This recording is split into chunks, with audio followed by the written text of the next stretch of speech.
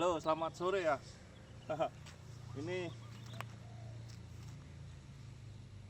tanggal 1 Juni. Sekarang tanggal 1 Juni 2026. Nah, ada obrolan yang menarik, topik obrolan yang menarik sekali di grup saya. Itu tentang pajak. Nah, dulu itu kan pajak PT CV kalau omset 1M itu bisa bayar pajak 0,5%. Nah, sekarang dicabut semua. Jadi harus PT CV harus bayar pajak 22%, PPh badan 22%. Nah, dulu itu kan cara ngakali. Misal saya punya usaha bisnis ya. Oh, katakanlah aku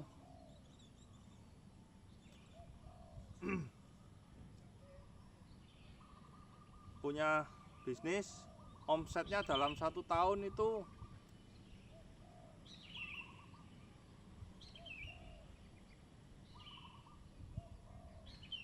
apa namanya,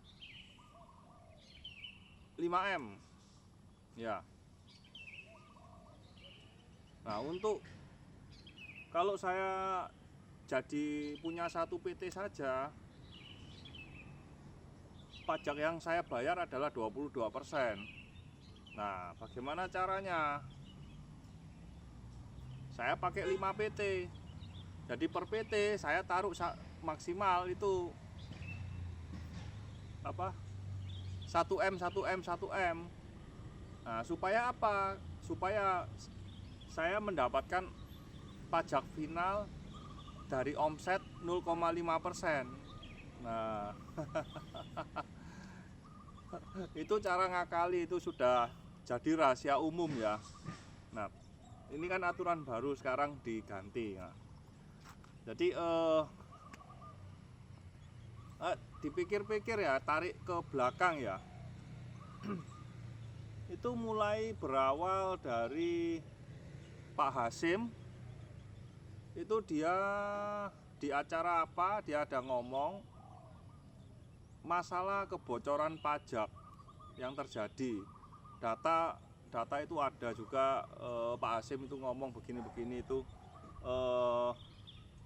pajak diganti SGS dan lain-lainnya. Nah, itu kan sekarang yang kita tahu petugas pajak kan banyak kasus ditangkapin. Ya sudah, bahkan Pak Purbaya kan ngomong, berulang kali kan diomong. Sebelumnya, di era sebelumnya itu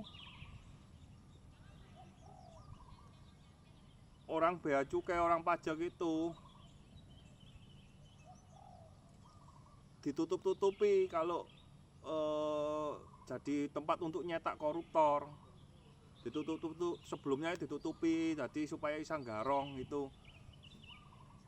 Nah, yang kan juga di tahun 2023 dan 2024 banyak teman-teman saya itu mengeluh diuber-uber pajak nggak karuan, sampai dicari-cari kesalahan. Wong nggak salah, wong digoleki kesalahan, sampai banyak yang ngamuk-ngamuk di tahun-tahun tersebut.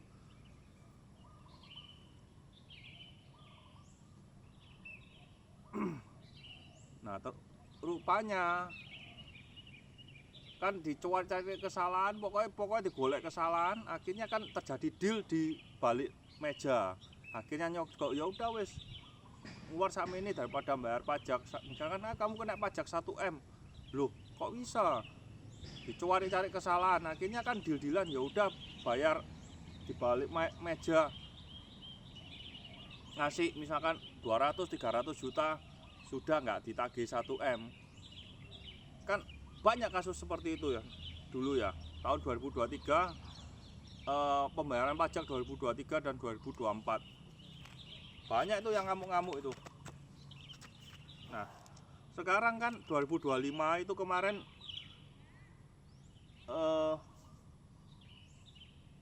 nggak terjadi lagi gitu loh. Nah, rupanya kan ini yang kita tahu kan di objek-objek bea cukai banyak yang dipecati, ditangkepin. Nah ini kan pertama petugas bea cukai pajak sudah diperbaiki sama pemerintah sekarang. Terus yang kedua yang kita tahu bahwa tambang-tambang ilegal, kebun ilegal apa kan sudah ditertibkan kembali kan itu. Oh itu ramai sekali, sehingga yang sudah betul-betul tampak adalah PT Timah, PT Tins. Labanya naik banyak sekali lah. Ini adalah hasil dari tambang ilegal timah ya, tata kelola timah ya. Itu sudah terbukti. Nah sekarang transfer pricing dan under invoice keluar muncul DSI dan antara sumber daya Indonesia. Nah ini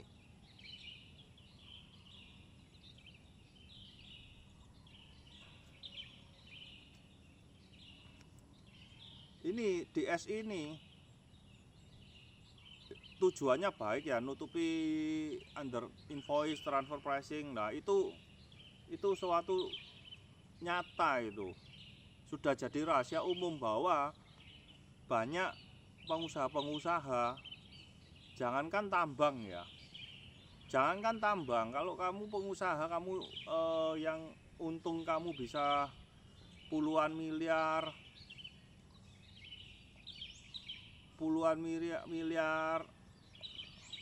itu sudah bisa set up trading company di Singapura untuk mengurangi, karena pajak Singapura dan Indonesia itu lebih mahal. Indonesia di Singapura 17%, di sini itu 22%. Dan untuk ngambil uang dari perusahaan itu kan ada namanya pajak lagi, pajak dividen. Di Singapura tidak ada.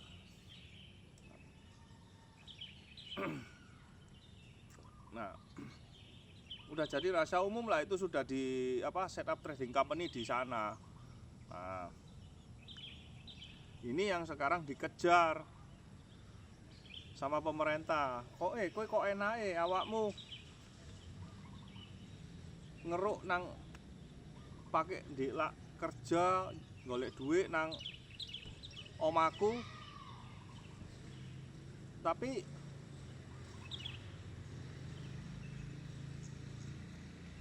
ngemplang wisan gitu loh. Wes dikasih izin untuk kerja malah ngemplang misan gitu loh. Lah ini sekarang kan ditertibkan gitu loh. Sebenarnya sih maksudnya baik ya. Yang dikejar sekarang itu kan yang pengusaha-pengusaha nakal ya, yang atas lah. Kalau dulu itu kan zaman 10 tahun lalu PDIP itu kan yang disikat itu kan kita yang level pekerja ini, seperti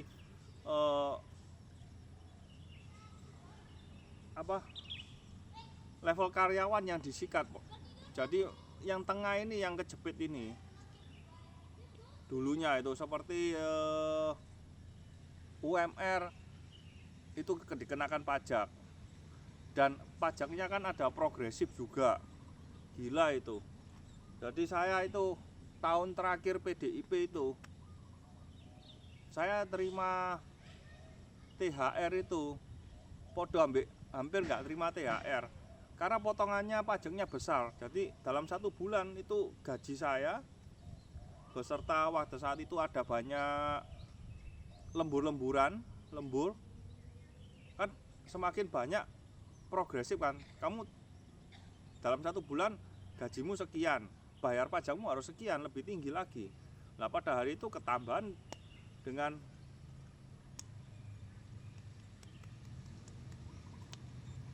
THR, wah wes double, udah banyak lembur, ketambahan THR double, pajaknya langsung diketok deyel. Podo ae ambek gak oleh THR. Saat itu sampai jengkel sekali saya itu ya. Loh ini ya apa lah no.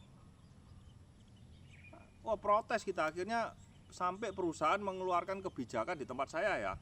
bahwa 50% ditanggung sama perusahaan. Jadi akhirnya ya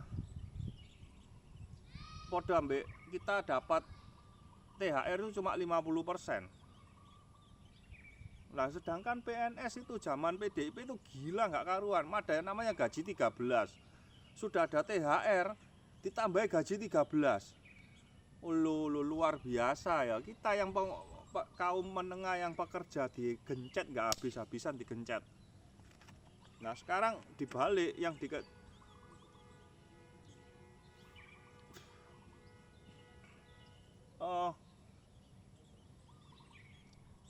sekarang kan mau diperbaiki lagi, diperbaiki celah-celah kebocoran untuk ngemplang pajak itu mau diperbaiki sama pemerintah. Nah kalau saya ya saya senang sih, saya dukung jujur saja ya. Karena kan mulai ini ya tahun ini ya THR oke lah, sudah oke. Terus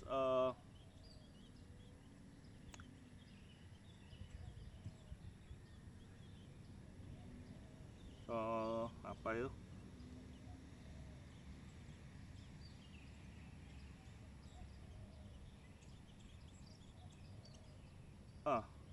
Yang sekarang ini kan dari yang ditertibkan itu kan orang-orang yang pengusaha-pengusaha kan yang ngemplang pajak kan. Nah musuhnya ya berat ini. Ini musuhnya pengusaha kakap semua kelas yang atas-atas lah. Maunya kan ditertibkan, tapi pasti kan nyenggol yang atas-atas ini, yang punya duit-duit besar ini kan. Jadi selain itu juga DSI ini kalau bener jalan, trading company yang ada di Singapura ya pada goodbye semua.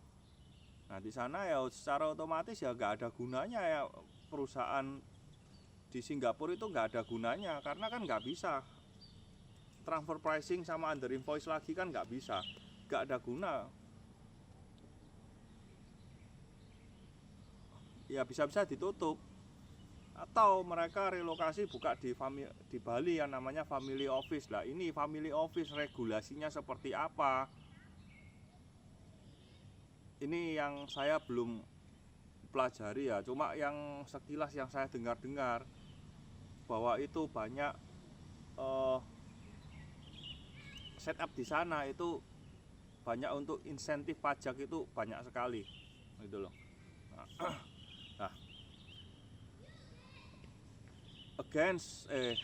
lagi-lagi saya berharap bahwa apa yang dilakukan pemerintah sekarang, mengobiak-ngobiak petugas pajak, lalu tata kelola tambang-tambang ilegal ditertibkan, yang ketiga keluar DSI ya, terus yang keempat ini yang aturan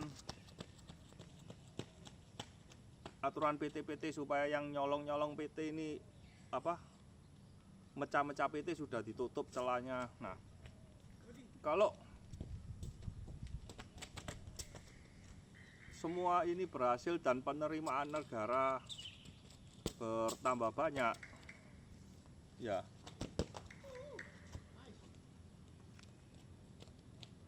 harusnya akan seperti Vietnam. Kalau mau GDP naik sampai ke 8% atau bahkan 2 digit, itu harus menurunkan pajak ya. Menurunkan pajak. Jadi pajak itu nanti diturunkan. Sekarang kan kita 11%. Nah, nanti bisa jadi pajak dari 8%. Lalu pajak perusahaan itu sudah enggak 22%, tapi bisa turun, setidaknya minimal turun itu sama dengan Singapura 17%. Pajak dividen juga ya bisa-bisa kosong, 0. Jadi nggak ada gunanya kan kalau apa, bayar pajak Indonesia dengan Singapura sama. Terus petugas pajaknya ya nggak nakal golek-golek kesalahan nih pengusaha bikin susah. Ya saya rasa lebih suka kerja buka usaha di sini lah daripada di Singapura. Kan di sana juga mahal biaya hidup kan. Bayar gaji pegawainya piro? Jauh lebih mahal biaya operasional. Dan jika ini semua terjadi kembali lagi, yang paling diuntungkan siapa ya? Kita sebagai investor retail ini sangat diuntungkan, karena laba-laba perusahaan itu akan naik.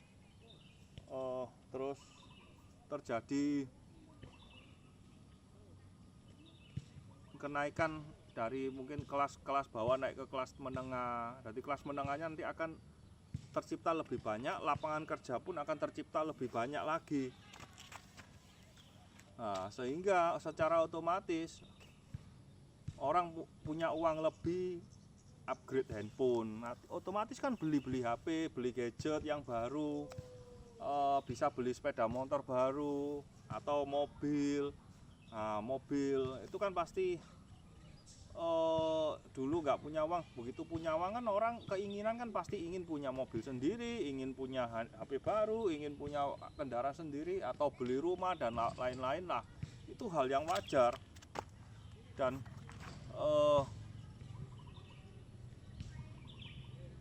kembali lagi kita investor retail ya sangat diuntungkan, nggak ada apa namanya, nggak ada ruginya lah gitu loh. Nah, ya yang di grup-grup saham, mungkin di grup-grup banyak yang ngomel-ngomel ya, saya rasa ya itu tadi, karena dulunya mereka bisa ngemplang pajak, sekarang ditutup ya pasti ngomel-ngomel lah. Pada pemerintah sekarang pasti ngomel-ngomel lah, wah ini wis ono ae ngono lho. Itu wis ya namanya manusia ya, sumber penghasilannya berkurang ya pasti ngamuk-ngamuk lah. Itu pasti ngamuk-ngamuk, namanya manusia ya. Dulu bisa nyolong pajak, nego kayak gini, sekarang nggak bisa ngecilkan pajak, sekarang nggak bisa, ya pasti ngamuk-ngamuk lah. Akhirnya kan di mana dia ada orang tipikal yang melampiaskan kekesalannya di media sosial, di mana itu ada yang seperti itu, atau di Stockbit atau di grup-grup saham ngomel-ngomel lain, jelek-jelekan program pemerintah begini ya wis biasalah hal tersebut lah. Itu kembali lagi ya, kalau kita di posisi investor retail ya harus bijak sendiri, karena yang mencet tombol itu jari kita sendiri. Mencet tombol beli dan sell, buy and sell itu jari kita sendiri, bukan orang lain. Jadi kalau ada kerugian atau keuntungan ya diri sendiri gitu loh. Nah, kembali lagi harus rasional, pakai logika, jangan mudah terbawa omelan orang ngomel-ngomel influencer atau orang yang followernya banyak di Stockbit ya apa ya, nggak perlu lah kayak gitu. Padahal mereka kan pengusaha gitu loh. Ya sudah jadi rahasia umum lah, pengusaha lah ngotik-ngotik kecilin pajak itu biasa lah gitu loh. Sekarang ditertibkan ngamuk-ngamuk melampiaskan kemana-mana, itu ada orang yang kayak gitu loh. Nah, oke ya,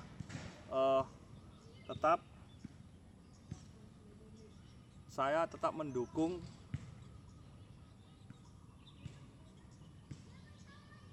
langkah-langkah pemerintah sekarang dalam merevolusi penerimaan negara pajak. Semoga sukses, walau tantangannya ini sangat berat sekali ya. lawan mafia-mafia pajak, pengusaha besar-besar, terus termasuk yang kecil menengah, tingkat menengah juga, dan juga nyenggol pemerintahan Singapura juga kan. Trading company kan banyak dari sana. Akhirnya kan kalau memang berhasil ditutup ya gak ada gunanya itu kantor di sana, otomatis kan banyak PHK, kan banyak PHK di Singapura, dan penerimaan pajak dari Singapura akan turun yang secara signifikan ya. Oke lah, mungkin dalam 3-4 bulan ini di media-media sosial atau di mana itu banyaklah yang ngamuk-ngamuk jelek-jelekan lah. Kita lihat lah, saya rasa akan banyak yang ngamuk-ngamuk jelek-jelekan lah program pemerintah ini. Bagaimana, menarik untuk ditunggu sampai 3-4 bulan ke depan ini. Nah, begitu mulai Juni ya, jadi nanti 3 bulan, Juni, Juli, Agustus. Oke, setidaknya nanti Q3, laporan keuangan Q3 keluar, itu kan berarti kan full 3 bulan DSI ini sudah berjalan. Nah, ini sangat-sangat menarik ya. Oke ya teman-teman, tetap pandangan saya tentang langkah-langkah pemerintah ini di revolusi di pajak, DSI dan lain-lain ini sangat-sangat bagus, menguntungkan buat kita sebagai investor retail ya. Oke, sampai jumpa lagi.